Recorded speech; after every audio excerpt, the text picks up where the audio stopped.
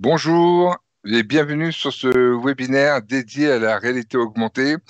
Je me présente, je suis François Lodard de la société RS. Je suis responsable du service solutions à valeur ajoutée et je serai accompagné aujourd'hui à ce webinaire avec monsieur Guillaume Izé de la société Spectral.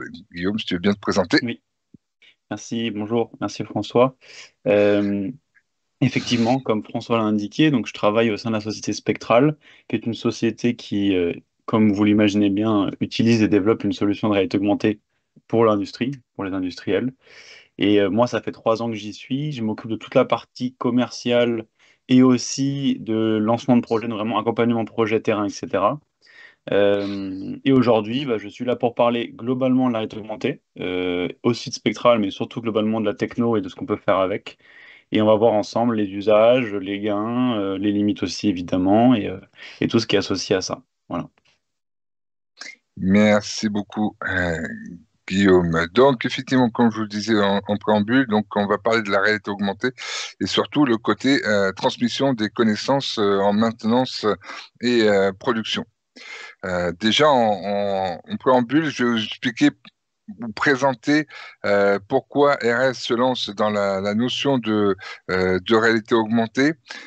Comme vous le savez, donc RS est un distributeur de composants et de fournitures industrielles. Nous avons plus de 900 000 références dans notre offre via près de 2500 fabricants.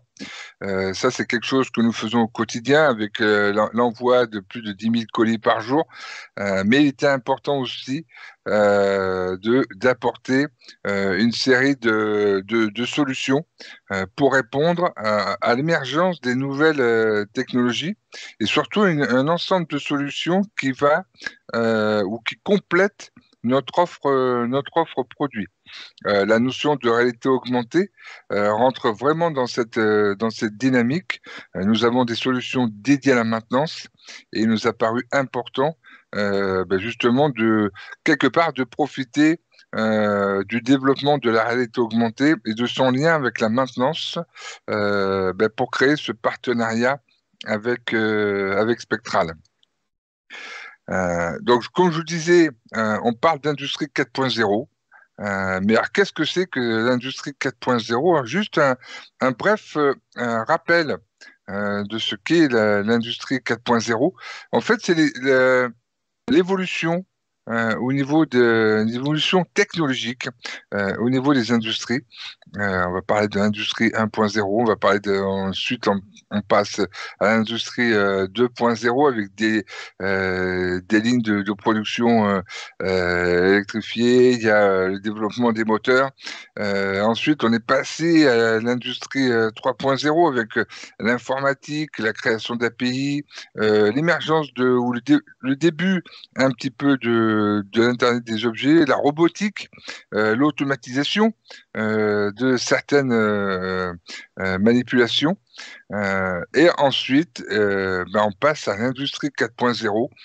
Et là, on va parler de big data, on va parler de cloud, on va parler d'objets connectés, on va parler de machines complètement automatisées, donc de cybersécurité, toute cette notion-là qui rentre dans l'industrie 4.0 et bien sûr le développement de l'industrie 4.0 avec la réalité augmentée.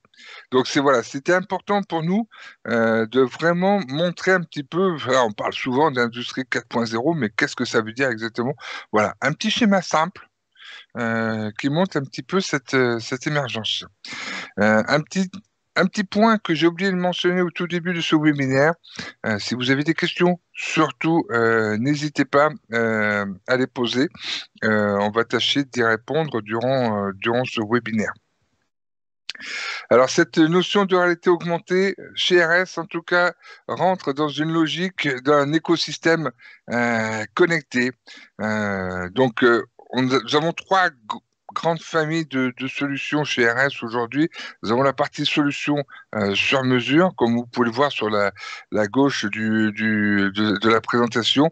Mais surtout, nous avons deux grandes familles de solutions de maintenance et de solutions d'inventaire. On va parler de GMAO, on va parler de jumeaux numériques, on va parler de, comme je disais, de capteurs IoT, on va parler aussi de distributeurs automatiques ou de magasins autonomes. Et là, maintenant depuis 2 ans que nous avons créé ce partenariat avec Spectral, nous avons rajouté cette composante de la réalité augmentée qui va couvrir énormément de besoins au niveau des services de maintenance et surtout dans cette logique de transmettre le savoir auprès de tous les techniciens de maintenance. Mais là, je vais laisser Guillaume rentrer plus en détail dans cette présentation de la réalité augmentée. Guillaume, je te laisse la main. Oui, merci beaucoup. Merci François pour cette introduction. Euh, et effectivement, la question est telle, hein, comment cela marche? Globalement, je vais essayer d'être assez succinct et en même temps clair. Aujourd'hui, il y a trois réalités. C'est-à-dire qu'en gros, il y a la réalité virtuelle, que vous connaissez déjà normalement, si je dis pas de bêtises. Une grande majorité d'entre vous savent ce que c'est. Euh, Peut-être une moitié de vous voit les usages qu'on peut en avoir en usine, l'autre moitié pense que c'est encore qu'axé vraiment au particulier, au gaming, etc., etc. Ok, ensuite il y a la réalité augmentée. Donc la réalité augmentée, c'est une technologie qui permet de superposer des éléments digitaux à des éléments réels à travers un écran, par exemple. Donc je pense à Pokémon Go, je pense aux filtres des réseaux sociaux, je pense à tout genre de choses que vous connaissez déjà, je pense, un peu de loin. Et il y a réalité mixte. Réalité mixte, c'est un mélange des deux. C'est la capacité d'avoir des éléments digitaux superposés au réel, mais de pouvoir les toucher avec ses mains comme dans la VR. Voilà. Pour faire un peu simple. Aujourd'hui, on va parler finalement de réalité augmentée et de réalité mixte, puisque c'est ça qui nous intéresse. Mais je voulais faire une petite précision sur c'est quoi les trois grosses réalités qui existent aujourd'hui dans le marché. Donc, ce que je vais faire, c'est qu'avant de vous parler de tout ce qu'on fait en termes de cas d'usage, de comment la technologie fonctionne avec les industries, etc., je vais vous passer une vidéo qui va montrer en caméra embarquée ce que donne une réalité augmentée en usine et quel pourrait en être l'usage. Voilà. Et ensuite, j'irai utiliser cette vidéo pour expliquer comment les usages peuvent avoir du gain en usine. Donc, dans cette vidéo, ce que vous allez voir, c'est finalement c'est une vidéo démo, hein, donc je vous le dis tout de suite, on ne fait pas réellement les gestes, parce que pour des raisons de confidentialité. Et donc là, la personne se dirige vers un point dans l'espace. On a vu juste avant qu'elle a cliqué sur un menu bleu. Ce menu bleu, en fait, c'est une digitalisation de son mode opérateur papier ou PDF. Elle s'est dirigée dans l'espace parce que l'étape 1 lui a indiqué d'aller ici. Là, vous avez vu qu'elle a cliqué sur un petit carré bleu qui flotte dans le vide avec une vidéo qui lui a montré comment interagir avec son IHM. Donc là, ce menu bleu, bah, vous le voyez, voilà, c'est un menu avec des étapes qui apparaissent, qui donnent des informations écrites, mais aussi, comme je vous le disais, potentiellement visuelles. Donc, évidemment, ça bouge beaucoup, ça va vite. Vous aurez accès à ce replay, vous aurez accès aussi aux vidéos, si besoin, pour pouvoir les consulter de manière un peu plus autonome et un peu moins rapide.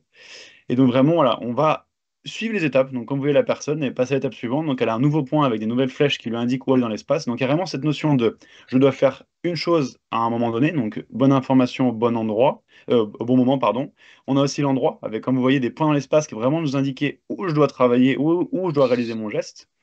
Euh, et on va avoir aussi l'information du comment avec les textes qui vont nous expliquer comment faire ou de textes, ça peut être aussi des vidéos. Ça peut être aussi des vidéos qui nous montrent, comme vous avez vu tout à l'heure, tu dois faire ça comme ça, l'expert a fait ça comme ça, etc. Ça peut aussi être des images. Là, vous avez vu, alors évidemment, encore une fois, c'est un peu vite, mais vous voyez des images qui montrent comment insérer la plaquette dans la machine en question, dans le groupe d'impression. Et donc là, la personne, voilà, va vraiment, alors évidemment, on fait semblant, elle va réaliser son geste. Et derrière, en haut à droite, c'est grisé. Il ne peut pas passer à l'étape suivante. Vous voyez, en haut à droite, il y a une petite croix et un petit check parce cette personne doit insérer une cotation. Donc ça, c'est une des options qui existent dans cette technologie, c'est de pouvoir faire remonter l'information par l'opérateur. Ce n'est pas uniquement du descendant entre le sachant et le non sachant, mais c'est aussi surtout la capacité de faire suivre de l'information. Donc là, il y a une condition, et en fonction de la réponse, il n'y aura pas forcément les mêmes étapes. Donc là, on est guidé. Et comme vous allez voir d'ailleurs, il y a un guidage de flèches à vol d'oiseau qui nous amène finalement à regarder dans l'espace vers où on veut aller. Mais il y a aussi un chemin qui peut montrer comment la personne qui a fait le geste, la personne qui a créé le mode opératoire, elle s'est déplacée pour éviter pour des raisons de sécurité, je sais pas, de se déplacer, là par exemple, passer par-dessus de la barrière plutôt que descendre des escaliers. Bon, en l'occurrence, normalement, ça n'arrive jamais. Mais voilà, c'est l'idée, c'est d'assurer, d'éviter de passer entre des machines, etc., etc. Voilà pour cette vidéo. Ça va très vite. Encore une fois, si j'ai le temps à la fin, je vous en présente peut-être une autre ou dans les questions pour parler un peu plus en détail de comment ça fonctionne et quelles sont toutes les fonctionnalités qui existent dans cette technologie-là. Donc, maintenant on a présenté un peu qu'est-ce que c'est la réalité augmentée et la réalité mixte, comment en usine ça se représente. Donc là, vous avez peut-être une meilleure idée du guidage dans l'espace, des points, les interactions qu'on peut avoir. Comme vous avez vu, on interagit avec ses propres mains. Donc c'est vraiment guidage tête haute avec les mains libres et c'est les mains qui vont interagir dans l'espace, qui vont cliquer avec les éléments. Comme le disait François en préambule tout à l'heure, la première fois qu'on l'utilise, effectivement, on a l'air un peu bête parce qu'en fait, on est vraiment en train d'appuyer dans le vide. Ce qu'il faut vous dire, c'est que du coup, vous pouvez interagir de manière totalement autonome avec des éléments qui ne sont physiquement pas présents. Donc vous n'avez pas de gêne avec vous avez besoin d'avoir quelque chose ou quoi. Vous pouvez vraiment tout faire avec le casque de réalité augmentée. Donc il y a une notion d'autonomie et d'apprentissage en autonomie qui est hyper important. En termes de cas d'application, où on en est? Voilà un peu un résumé des cas d'usage qu'on a aujourd'hui. Alors, je resterai pas longtemps sur cette slide-là parce que juste derrière, j'ai une slide que je préfère, mais globalement, vous avez différentes familles d'usages, formation, production, maintenance, avec différents noms dedans. Les gains associés que vous voyez dedans, ils sont tous très vrais, mais ils vont vraiment varier en fonction du client, en fonction de l'usine, en fonction de l'équipe. Si vous avez une équipe qui a très peu de savoir-faire parce que vous avez beaucoup d'intérimaires, bah, potentiellement, l'usage qui va être le plus fort chez vous, ça va être la montée en compétences et la formation. Au contraire, si vous avez des personnes bien formées, mais que vous avez par contre des difficultés dans vos réalisations de maintenance parce que vous avez un manque de personnel, et bah, potentiellement, là, vos cas d'usage seront beaucoup plus axés sur la maintenance. Donc, tout n'est pas bon à prendre partout et tout n'est pas bon à prendre sur un premier cas d'usage. En général, quand les personnes se lancent, quand les clients se lancent, ils prennent un ou deux cas d'application sur une ou deux équipes et ils se lancent sur ça. Et donc, en termes de cas d'usage, moi, ce qui va m'intéresser aujourd'hui, c'est vous présenter, peut-être pas tous, mais une partie de cela. Donc, par exemple, on a la partie opération rare. Celle-ci est très intéressante. Je vous fais un schéma. Vous avez aujourd'hui en usine une difficulté euh, d'astreinte où vous avez une maintenance biannuelle qui arrive. Cette maintenance biannuelle, elle est évidemment qu'elle est écrite quelque part. Elle est dans un PDF ou elle est dans un classeur. Encore pire. Ce qui est pas grave, hein, mais ce qui existe encore beaucoup en usine aujourd'hui. Même la personne qui est là depuis 30 ans ne se rappelle pas comment elle fait cette maintenance biannuelle. C'est impossible pour un humain de se rappeler quelque chose qu'il fait tous les 6 mois et qu'il le fait qu'une fois. Et donc, on va aller chercher le classeur, on va pas forcément savoir où est-ce qu'il est, il faut reprendre le contexte, ce qui est difficile, parce qu'en fait, quand c'est une feuille papier, le contexte est difficilement compréhensible. Et donc, Spectral et la réalité augmentée en général va en fait permettre de totalement balayer toutes ces problématiques-là, puisqu'on aura la formation contextuelle, comme vous l'avez vu, on aura notre petit menu bleu qui va nous dire ton étape 1, elle est là-bas. Ah oui, c'est vrai qu'elle est là-bas. Tu dois faire ça comme ça. Ah oui, c'est vrai que je dois faire ça comme ça. Donc en fait, on va avoir toute cette notion d'accompagnement dans l'espace. C'est vraiment l'assistant de l'opérateur, l'assistant du technicien, qui va finalement permettre de réaliser cette opération rare du premier coup. Pas forcément plus vite que si j'avais pas l'outil, mais au moins sans erreur. Et du coup, effectivement plus vite, puisque comme je ne fais pas d'erreur, je vais forcément plus vite. Ça, c'est une chose.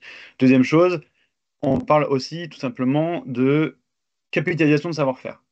Ça veut dire quoi? Ça veut dire aujourd'hui, vous avez des usages qui ont une forte valeur ajoutée dans votre ligne de production, dans vos équipes, etc. Simplement, ces usages-là, bah, encore une fois, ils ne sont pas centralisés. Ils n'ont pas une base de données standard où vous pouvez dire un nouveau qui arrive chez vous, au bout de 1 mois, il sait faire ce savoir-faire critique-là parce que j'en ai besoin.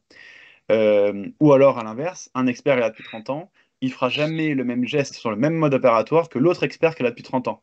Parce qu'en fait, chacun ont une façon différente de réaliser. Au final, jusqu'à preuve du contraire, ça marche bien, ils vont chacun au bout, mais au bout de 2 ans, il y a une panne et on ne sait pas pourquoi. Et c'est potentiellement parce que l'un et l'autre ne font pas exactement le même geste et qu'au bout d'un moment, bah, ça crée des problématiques. Et je l'ai vu en live il y a 2 semaines, j'étais à Valeo sur un lancement. On a lancé le mode opératoire, on leur a donc demandé de nous expliquer le mode opératoire pour pouvoir le rédiger dans Spectral, etc. Et les deux experts n'étaient pas d'accord. Et du coup, on a pris une demi-journée à ce qu'ils se mettent d'accord sur c'est quoi réellement les étapes un, 2, 3, 4, 5. Et donc, c'est intéressant aussi parce que ça prouve aussi que la réalité augmentée n'est pas simplement un outil pour écrire ce que vous avez déjà, mais c'est aussi une technologie pour remettre en cause ce que vous avez déjà et la rendre encore plus efficace que ce qu'elle n'était. Donc, ça a de la valeur aussi sur la création de contenu et la création de d'opératoires. Euh, et d'ailleurs, ça me fait réagir, ça me fait rebondir sur le transfert d'activité que vous avez en bas de l'écran. Transfert d'activité, euh, imaginez-vous, vous avez, alors là, on parle plus haut niveau, donc je ne sais pas s'il y en a dans l'audience à qui je m'adresse, mais dans tous les cas, ça parlera à vos boss si ce n'est pas vous. Euh, il y a un déplacement de ligne, il y a un déplacement de machine entre deux usines, par exemple. Grâce à ce genre d'outil, je vais être capable de digitaliser en amont par les sachants de l'usine A tous les modes opératoires. Donc, par exemple, je peux demander, donc c'est ce que fait Legrand, par exemple, hein, ils ont déplacé des lignes entre Strasbourg, Chalut, Antibes, etc. Les personnes présentes dans l'usine A vont digitaliser les modes opératoires par rapport à un QR code qu'on va laisser sur la ligne ou sur la machine. Quand ils vont envoyer cette ligne ou cette machine à l'usine B, les personnes n'auront simplement qu'à prendre le casque, scanner le QR code et ils auront tous les modes opératoires qui vont s'afficher devant les yeux pour des machines qui ne connaissent pas, avec des modes opératoires qui ne connaissent pas. Donc, en termes de uptime et de rapidité de montée en cadence, pour Legrand, c'était du jamais vu. Évidemment, c'était un besoin pour eux. Donc, encore une fois, ça ne veut pas dire que ce sera le cas chez vous. Mais c'est pour vous expliquer à quel point on peut aller beaucoup plus vite avec ce genre de technologie en termes de prise de données et prise de savoir-faire. Et donc, au lieu de mettre un mois à lancer la prod, ils ont mis une semaine.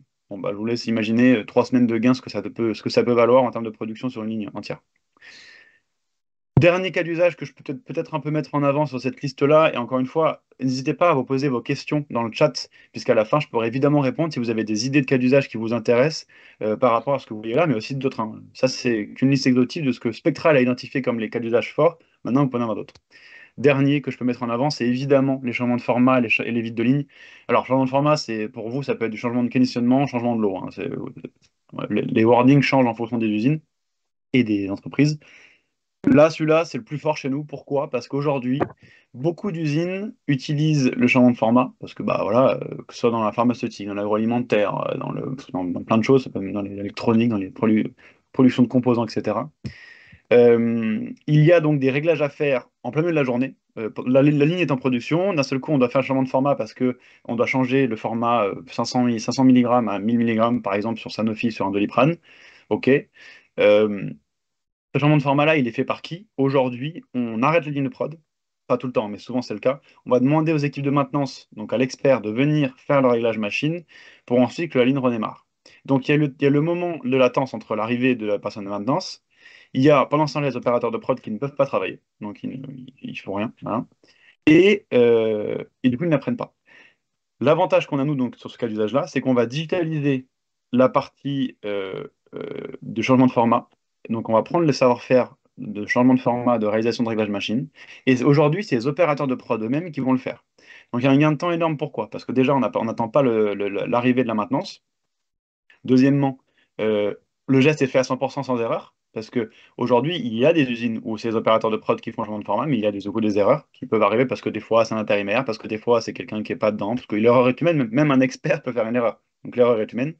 Vous savez comme moi qu'une erreur sur un changement de format, ça coûte en général une heure de prod, le temps qu'on s'en rende compte en fin de ligne et qu'on dise qu'on arrête et qu'on enlève, machin. Une heure de prod plus tous les rebuts, donc tous les déchets qu'on a achetés. Ça coûte très cher.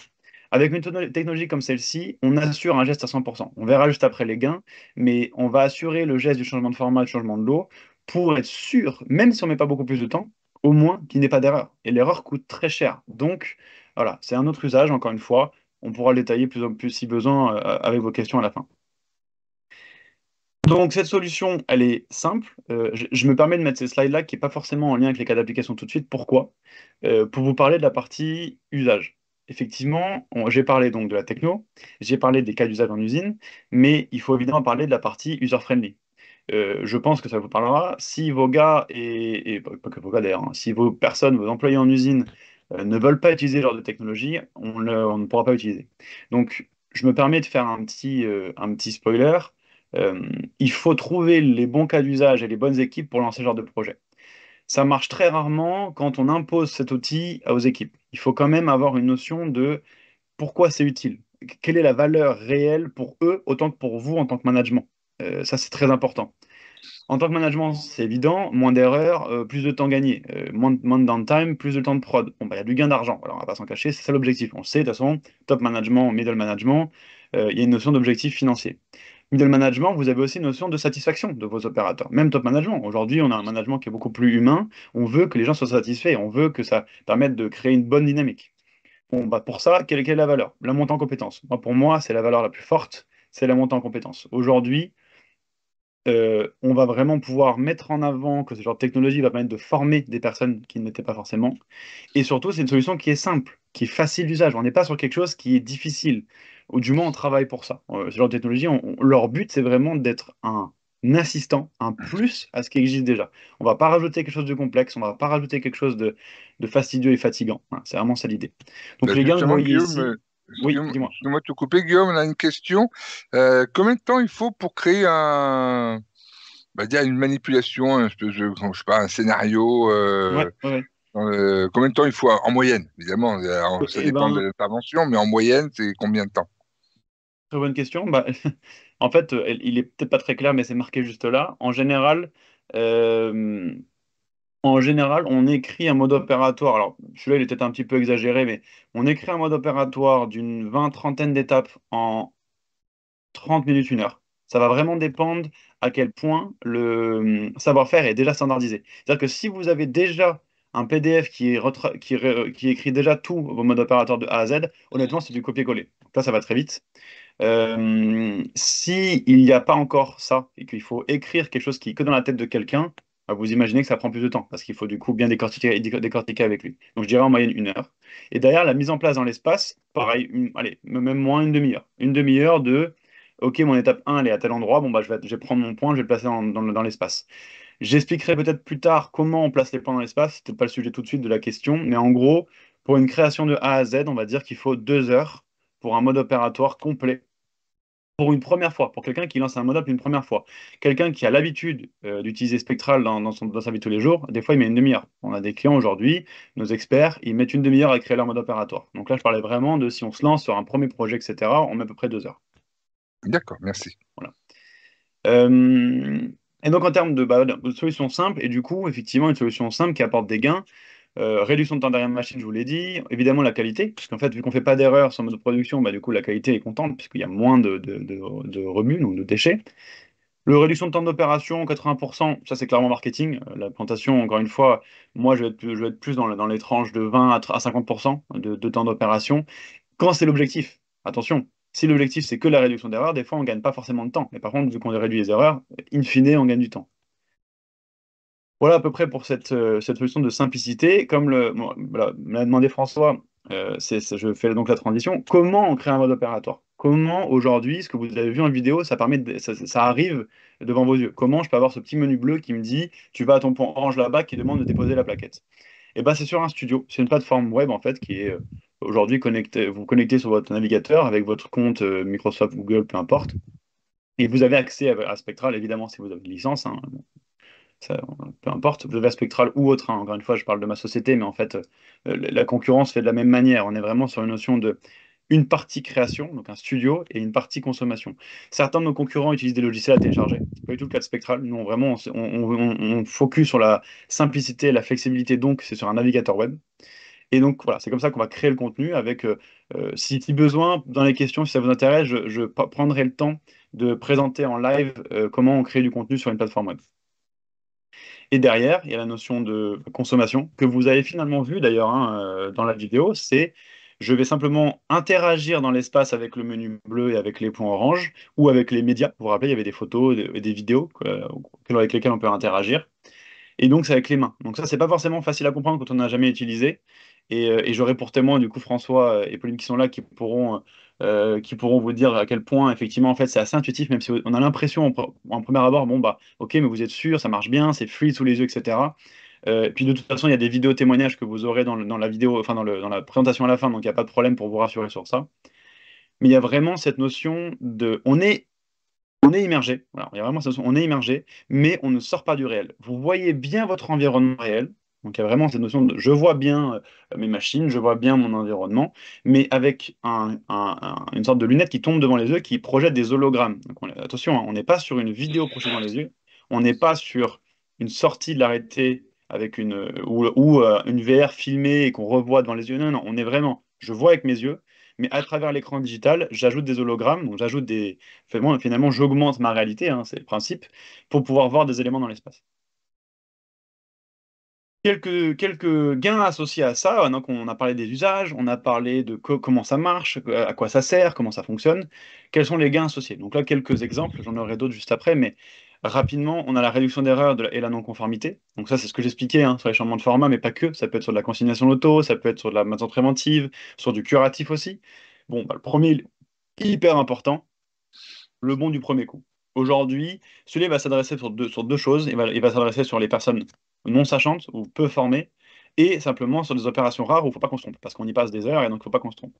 Bon, bah là, c'est évident. Vu qu'on guide dans le temps, on le guide sur le où faire, quand faire, comment faire, on fait très peu d'erreurs en fait. Et du coup, on va vraiment avoir la bonne information pour le moment, ce qui va permettre donc de faire très peu d'erreurs. Et ce qui va permettre pour une personne qui est en formation, et là je reprends le cas d'usage formation initiale que je n'ai pas déployé tout à l'heure, que je n'ai pas expliqué. Vous avez des intérimaires en usine, je suppose, pas tous peut-être, mais en moyenne il y en a quand même pas mal. Souvent un intérimaire, sa moyenne de vie, alors ça va dépendre de vos industries, mais c'est entre 3 mois et 6 mois. En général, une montée en compétences en usine, c'est 3 mois pour un intérimaire. Donc souvent on les forme et ils se partent, ils s'en vont. Bon, bah, c'est quand même quelque chose en termes de pertes, en termes financières et en termes même de savoir-faire, c'est très compliqué. Donc, ce genre d'outil va permettre de faire monter en compétences beaucoup plus vite. En général, on fait monter en compétences 2 fois plus vite. Donc, en fait, au lieu de mettre 3 mois, on va mettre 1 mois et demi, même des fois 1 mois, ça va vraiment dépendre du client. Et on va gagner du temps de l'expert, parce que quand on est en monte en compétences, vous savez, c'est du compagnonnage. Donc, en fait, on est à deux sur le même poste, donc en termes de coût, bah, ça coûte cher. Et en plus de ça, du coup, l'expert n'est pas ailleurs pour faire autre chose. Il n'est pas ailleurs pour régler les problèmes, il n'est pas ailleurs pour former d'autres personnes, etc. Donc cet outil va permettre de se former en autonomie. Alors évidemment, ça ne remplace pas l'humain. Au départ, il y a toujours un humain qui est là pour vous accueillir en usine, pour vous former les premières semaines, 2, 3 semaines. Mais au bout d'un moment, on peut laisser le casque faire les choses et le compagnon n'a plus besoin d'être là. Fiabilité, traçabilité, bon, bah ça c'est aussi une évidence derrière. Vu qu'on est sur une solution qui est digitalisée, et ben en fait vous avez les rapports, vous avez plein de choses. Vous avez la capacité de faire remonter l'information. Comme je vous ai dit tout à l'heure, on voyait la personne qui faisait remonter une cote, on est capable de faire remonter aussi du texte, des images, des vidéos, etc. Donc c'est descendant évidemment parce qu'on va avoir la capacité de guider dans l'espace et de montrer un sachant à un non-sachant quoi faire, mais on va pouvoir aussi, à la personne qui a réalisé son geste, il va être capable de faire remonter de l'information. Et donc ça, c'est très important pour avoir, dans les rapports d'intervention, je sais que Denis, il a fait tel geste à tel jour, à telle heure, il a fait remonter telle information, etc. Favoriser la polyvalence, donc ça va avec ce que je disais avant. Un outil comme celui-là permet de se former à plein de nouvelles choses. Et donc, un opérateur de la ligne 1 va potentiellement être capable, finalement, d'aller faire des gestes, si besoin, sur la ligne 2, parce qu'il est d'astreinte, parce qu'il est de nuit, parce qu'il y a un malade, etc. C'est mise à disposition du savoir-faire. C'est vraiment cette notion de transmettre le savoir-faire, de le mettre à disposition pour que quelqu'un qui ne l'a pas ou qui ne l'a pas suffisamment puisse le faire de manière 100% sûre. C'est vraiment ça l'objectif. Donc standardisation, évidemment, parce que du coup, vous vous doutez qu'avec ce genre de technologie, tout le monde fait le même geste. Ou du moins, on va vers un geste beaucoup plus commun. Et ça a de la valeur aujourd'hui. Ça a de la valeur pourquoi? Parce que avec la réindustrialisation, avec le besoin de refaire en France, il faut qu'on soit plus performant. Il faut qu'on arrête les erreurs, il faut qu'on soit meilleur dans notre TRS et notre TRG. Ce genre d'outil va vous aider à faire ça. Encore une fois, pas sur tous les cas d'application, mais il y en a forcément quelques-uns qui vont vous intéresser. J'ai déjà parlé de gains de formation, donc je repasse pas dessus, et les gains en polyvalence aussi. On fait gagner de la confiance aux opérateurs, puisqu'en fait, ils vont être capables de faire un geste sans erreur, donc ils vont être confiants sur ce qu'ils vont faire. On réduit les doutes, donc on va plus vite, etc., etc., etc. En termes d'IT, j'imagine que c'est une question qui va venir, donc je la coupe l'herbe sur le pied. Euh, Globalement, là, je parle peut-être plus de Spectral. Cette side est beaucoup plus axée sur Spectral. Aujourd'hui, nous, on est hébergé en France. On est une société française, backée par des fonds d'investissement français, euh, où il y a plusieurs façons de travailler ensemble. On est soit sur du cloud, ce qui est le plus facile aujourd'hui, c'est-à-dire qu'en gros, vous avez accès à Spectral par cloud. Donc, en fait, vous vous connectez à une plateforme web, vous avez accès dans la lunette HoloLens, qui est la lunette qu'on utilise pour la réalité augmentée pour avoir vos modes opératoires, etc. Mais aussi la possibilité de le faire sur vos serveurs locaux, donc on-premises, ou encore plus d'aller sur un standalone. Donc ça, aujourd'hui, on ne l'utilise pas à part pour l'armée. Donc c'est la marine qui avait fait une demande de ça parce que quand on bosse dans un sous-marin nucléaire, bah, il n'y a pas de serveur on-premise, ça n'existe pas. Donc là, il faut vraiment avoir ce qu'on appelle du standalone. Ça ne vous parlera pas forcément aujourd'hui. Pour la sécurité, on a tout ce qu'il faut en termes de SLA, de compliance, la gestion d'incidents. Enfin, honnêtement, si vous avez des questions ou si vous avez besoin de plus d'informations, j'ai des documents que je peux vous envoyer derrière ou que je pourrais transmettre à RS et qui vous enverront. Donc, je ne vais pas passer plus longtemps dessus. En termes de ROI, donc on en a beaucoup parlé. Là, cette slide, en fait, c'est des ROI exemple cas d'usage. Je pense c'est déjà peut-être plus dû dire ça. Euh, donc, en termes de gains sur la partie studio, ça c'est important, je l'ai déjà dit, mais ça me permet de faire un peu une structure, ce que j'ai là sous les yeux. Gain de temps de création. Ça, c'est vraiment important et effectivement, c'est peut-être dur à comprendre, mais quand on enlève les différences entre les PowerPoint, les Excel, les Word, les feuilles papier, les machins, les PDF, en fait, il y a une énorme disparité dans les usines aujourd'hui et il y a une difficulté à standardiser la façon d'écrire les modes opératoires et pas forcément de les réaliser, mais de les écrire. Un outil comme Spectral et comme autre va permettre en fait de standardiser la procédure, d'avoir une méthodologie commune entre les créateurs de la maintenance, les créateurs de la production, les créateurs de la qualité, dans la façon d'écrire les modes opératoires. Et surtout, j'ai une database qui est structurée en fonction de mes équipes où je peux tout retrouver. En tant que directeur d'usine, en tant que machin, je peux tout retrouver. C'est ultra simple. Et en termes de mise à jour, c'est aussi ultra simple. Je ne dois pas refaire un nouveau Word. C'est simplement, je fais une modification dans ma plateforme instantanément, c'est mis à jour. S'il y a besoin de validation d'un validateur type qualité, etc., ça lui envoie un mail pour lui dire il y a eu une modification sur le mode opérateur, changement de format, donc il faut faire la modif, il faut venir valider, etc., etc. Gain de temps sur les coûts de formation, vous le savez. Et puis il y a la partie mobile et tablette que je n'ai pas trop mis en avant aujourd'hui, puisque on parlait vraiment de réalité augmentée avec tête haute, main libre, etc. Mais évidemment, ce genre de technologie est aussi disponible sur tablette et téléphone. Alors là, pour le coup, c'est pas avec les yeux que vous allez voir les modes opératoires, mais c'est à travers la tablette. Enfin, c'est avec vos yeux, mais à travers l'écran téléphone ou tablette. L'avantage de ça, c'est l'accessibilité, puisque aujourd'hui, une lunette HoloLens qu'on utilise nous, ça coûte entre 3 000 et 4 000 euros. Alors que bah, vous savez comment que les tablettes, vous en avez sûrement déjà, ça coûte beaucoup moins cher. Euh, Ça a énormément de valeur, tablette et mobile, sur des gestes où, par exemple, les gens sont déjà formés et qui n'ont pas besoin d'être vraiment guidés de A à Z dans l'espace, avec les mains libres, etc. Mais qu'on a un besoin de standardisation, qu'on veut que tout le monde fasse le même geste quand même. Et ben avec tablette et mobile, on peut assurer un geste identique à tout le monde. Donc c'est vraiment la même chose, hein. C'est une checklist digitale, mais simplement, elle apparaît sur tablette et mobile et qui permet donc d'assurer un usage beaucoup plus conséquent. En termes de cas d'application, j'ai un peu de temps, ouais, j'ai un petit peu de temps, donc rapidement, en termes d'exemples très particuliers, donc je peux donner deux exemples, trois exemples, allez, trois exemples si j'ai le temps. Le grand, eux, ils ont vraiment une formation de nouveaux arrivants, donc ils ont réduit drastiquement, hein, vous l'avez vu, donc ils ont formé beaucoup plus vite le temps de formation et le temps d'accompagnement jusqu'à autonomie. Donc c'est un peu ce que je vous disais tout à l'heure. C'est vraiment des exemples particuliers selon les besoins des usines, parce qu'en fait, par exemple, là, c'était le Grand Antibes, ils avaient plus de 100 intérimaires par an. Donc évidemment que pour eux, ça a une valeur énorme financière et humaine de les former plus vite. Comme vous voyez, hein, bon, il y a une partie vraiment technique qui va expliquer tout, mais on consulte les procédures standardisées sur la lunette.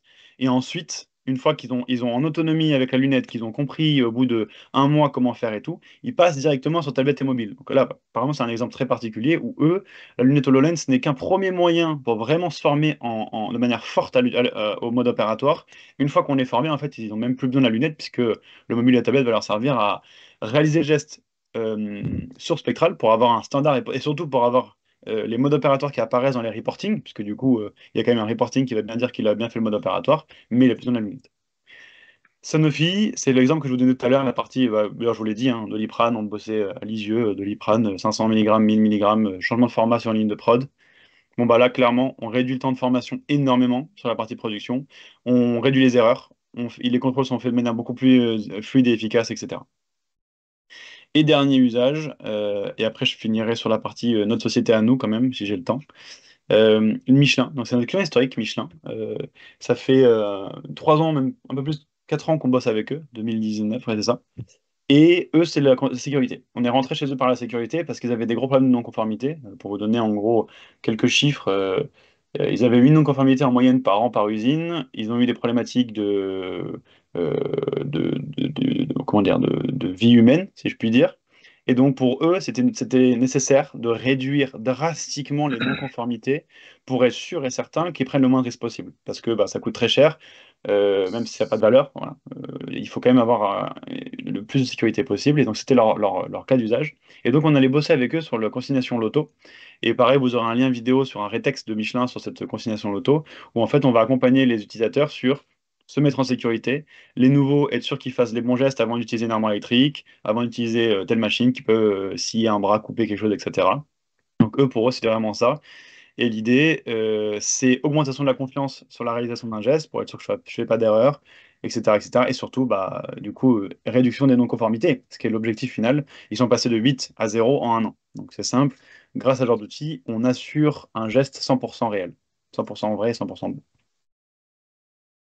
Donc voilà, c'était la salle dont je vous parlais. Là, évidemment, vous ne pouvez pas cliquer dessus, mais vous pourrez prendre les liens si besoin à la suite du webinaire dans le replay et vous pourrez aller les voir. C'est différentes vidéos. Il y a leur ex Legrand, leur ex Michelin. Il y a aussi des vidéos un peu plus détaillées pharma. Il y a une démo mobile aussi ici. Il y a de l'aéro. On voit beaucoup que l'aéro sur la partie qualité, par exemple avec Safran. Euh, et donc, Spectral, je finis rapidement sur qui on est aujourd'hui.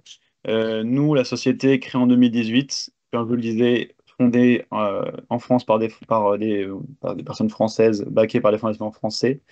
Et notre mission, c'est vraiment la transmission, la capitalisation des savoir-faire.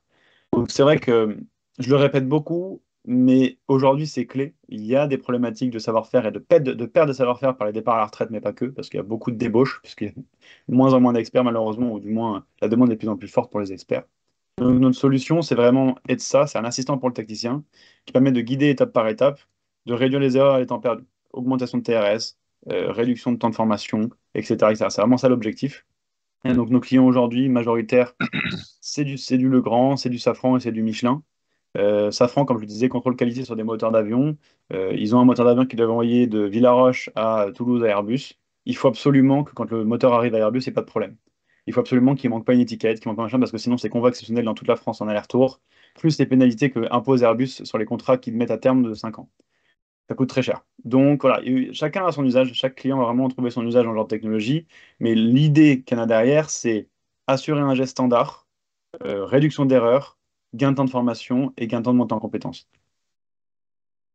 Et voilà, bon, après, on a présence dans le monde, donc ça c'est important de le dire aussi. Le Spectral n'est évidemment pas qu'en français, on est traduit en 8 langues. S'il y a besoin d'avoir une nouvelle langue, c'est très facile pour nous de le mettre en place. On a aujourd'hui plus de 3000 modes opérateurs qui sont digitalisés, même on a un peu plus maintenant. On a une soixantaine d'usines déployées dans le monde. Alors majoritairement, c'est des Legrand et des Michelin à l'étranger, hein. Évidemment, on passe toujours par un socle français pour commencer nos usages et derrière on déploie à l'étranger. Et donc on est présent, comme vous voyez, en Chine, au Japon. Maintenant, on est même en Thaïlande. On est aussi en Afrique du Sud. Enfin bref, la carte n'est pas totalement à jour. Voilà, j'ai beaucoup parlé, peut-être un peu vite. Donc, si jamais il y a eu des choses qui n'ont pas été comprises ou si vous avez des petites questions sur des choses particulières, n'hésitez pas à me les donner. Alors, moi, je vois pas encore le chat, donc je vais aller voir juste derrière. De toute façon, je crois qu'on va les remettre dans Teams, donc je pourrai les voir. Merci à tous et n'hésitez pas à poser vos questions. On est là encore un petit moment. Merci beaucoup, Guillaume. Justement, bah oui, au niveau des questions, on a fait surtout qui c'est qui crée les modes opératoires? Est-ce que c'est bien la personne enfin, sur le site chez le client? C'est pas une personne mandatée par Oui, Spectral. oui, tu as raison de me la poser parce qu'effectivement, je me suis, à un moment, j'ai senti que ça aurait pu être porté à confusion, prêt à confusion. Donc, effectivement, Spectral est un logiciel, ce qu'on appelle SaaS, donc Software as a Service. Ça veut dire quoi? Ça veut dire que c'est à disposition du client. Donc, effectivement, comme tu l'as bien dit, François, le but est de vous rendre autonome sur cette solution. C'est un outil qui est à votre disposition en tant qu'utilisateur.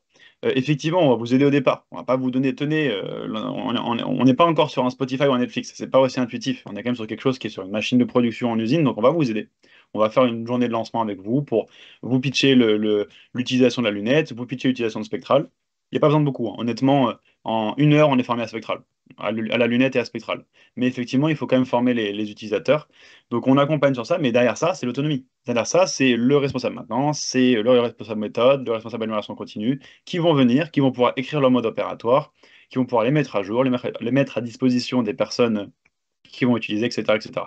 C'est un outil qui va venir être, à l'instar d'une GMAO, standardiser les procédures, les stocker, etc., et en plus de ça, pouvoir consommer directement et augmenter les choses qu'on a voulu écrire dedans. Voilà. D'accord, merci. Et Et d'ailleurs, je peux... oui, j'avais une autre question. Est-ce qu'on peut inclure des vidéos dans le mode opératoire? Ouais, et je pense que je partagerai juste derrière mon écran sur la création de contenu, mais effectivement, on peut mettre vidéo, photo, PDF, modèle 3D, on peut mettre des éléments aussi textuels. Donc en fait, on arrive à un niveau de contexte dans l'espace qui va permettre de guider la personne dans l'espace en lui disant tu vas là. On va pouvoir lui dire quand faire quoi, puisqu'en fait, il y a l'étape 1, étape 2, étape 3, et il ne voit que l'étape 1 à l'étape 1, il ne verra que l'étape 2 à l'étape 2, il n'est pas pollué par le reste des étapes qui apparaît avant ou après. Et il va évidemment avoir la capacité d'avoir les médias. Et donc les médias, ça passe par du comment faire. Donc une photo qui nous montre avec une petite flèche rouge regardez, une vidéo qui nous montre comment la personne experte, elle a réalisé son geste du changement de format elle-même avec ses mains. Donc vraiment en caméra embarquée. Donc effectivement, il y a cette possibilité d'ajouter des médias qui, pour nous, hein, c'est la valeur ajoutée la plus forte en fait. Hein. Parce que comme on ajoute une vidéo d'un expert qui a fait le geste avant, en termes d'erreur, c'est presque impossible. C'est-à-dire qu'en gros, je suis guidé vers l'endroit, on me dit quand le faire et on me montre avec une vidéo comment l'expert il a fait. J'ai juste à reproduire. Donc en termes de formation et de montant en compétences, c'est ultra fort en termes d'alliance de théorie et de pratique. Donc oui, clairement, très important. D'accord. Je vois qu'il nous reste 3 minutes. Bah, de toute façon, vous retrouverez tous ces éléments-là dans le replay. Comme le disait Guillaume, vous allez retrouver les liens pour des cas pratiques, des démonstrations. Donc voilà, n'hésitez pas vraiment à nous poser des questions. Si vous êtes intéressé pour une présentation plus détaillée de la part de Guillaume, n'hésitez pas à contacter votre responsable commercial RS que vous avez l'habitude de rencontrer.